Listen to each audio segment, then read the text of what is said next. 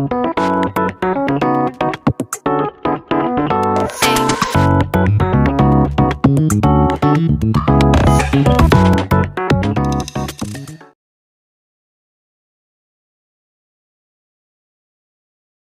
itu, Dira sendirian di rumah. Lampu-lampu redup dan hanya suara jarum jam yang terdengar di ruang tamu. Ia berjalan ke kamar mandi untuk mencuci wajah. Saat ia menatap ke cermin, ia melihat sesuatu yang aneh. Bayangannya tersenyum, tapi Dira tidak tersenyum. Ia terpaku, mencoba meyakinkan dirinya bahwa itu hanya bayangannya sendiri. Namun, saat Dira berbalik untuk mengambil handuk, ia merasakan sesuatu yang dingin di belakangnya. Perlahan-lahan ia menoleh. Bayangan di cermin tetap tersenyum. Kali ini, tangannya melambai pelan, seolah-olah mengundangnya kembali ke cermin. Dira gemetar, langkah mundurnya membawa ia ke sudut kamar mandi.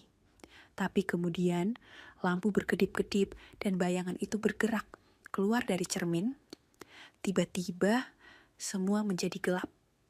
Yang terdengar hanyalah bisikan. Sekarang, giliranmu di dalam. Ketika lampu kembali menyala, kamar mandi kosong. Hanya ada cermin yang memantulkan ruangan gelap tanpa siapapun di dalamnya.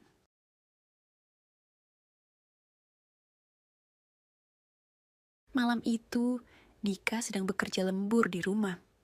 Ruangan sunyi, hanya suara keyboard yang terdengar. Tiba-tiba, ia mendengar suara pelan. Kriit. Ia menoleh. Pintu kamar yang tadi tertutup rapat kini terbuka sedikit. Angin mungkin, gumamnya, lalu menutupnya kembali. Beberapa menit kemudian, suara itu terdengar lagi. Kriit. Pintu itu kembali terbuka, kali ini lebih lebar. Jantung Dika mulai berdegup kencang. Ia mendekati pintu dan berkata, "Siapa di sana?" Tak ada jawaban, hanya keheningan. Ia menutup pintu lagi, memastikan kuncinya terpasang. Saat ia kembali ke meja, ia mendengar suara lain, kali ini lebih dekat. Tap, tap, tap, seperti langkah kaki di belakangnya. Dika menoleh perlahan, tapi tidak ada siapa-siapa. Namun, di sudut ruangan, ia melihat bayangan hitam berdiri, tak bergerak, dengan mata merah menyala menatapnya.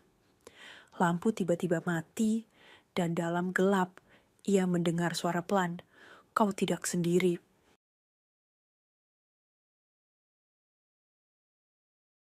Anita baru saja pulang dari pasar loak dan menemukan sebuah boneka tua dengan gaun putih yang lusuh. Penjualnya mengatakan, "Boneka ini tidak seperti yang lain. Hati-hati ya." Namun, Anita menganggap itu hanya gurauan dan membawa boneka itu pulang.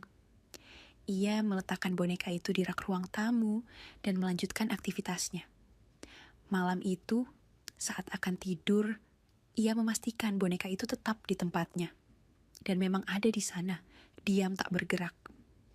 Namun, sekitar pukul 2 pagi, Anita terbangun dengan perasaan tidak nyaman.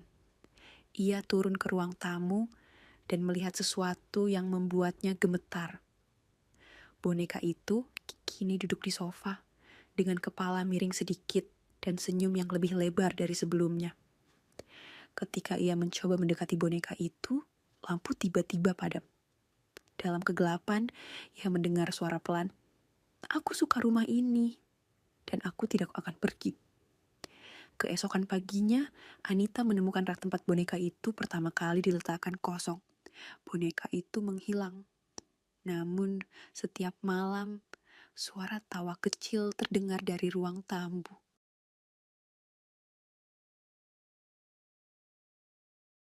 Malam itu, Dina sedang membaca buku di kamar. Hujan turun deras, membuat suasana semakin sunyi. Tiba-tiba, tok tok tok, terdengar ketukan pelan di jendela. Dina berhenti membaca dan melihat ke arah kaca. Aneh, pikirnya. Kamar ini kan di lantai 2. Ia mencoba mengabaikannya dan kembali membaca. Namun, suara itu terdengar lagi. Kali ini lebih keras. Tok, tok, tok. Dina memberanikan diri mendekat ke jendela. Dari balik tirai, ia bisa melihat siluet seseorang berdiri di luar, meskipun itu tidak mungkin. Tangannya gemetar saat ia membuka tirai perlahan. Di luar kaca, wajah pucat dengan mata kosong dan senyuman menyeramkan menatapnya. Dina menjerit dan mundur. Tapi saat ia berbalik untuk lari, wajah itu kini berada di dalam kamarnya, tepat di belakangnya, berbisik, "Kau membuka pintu untukku."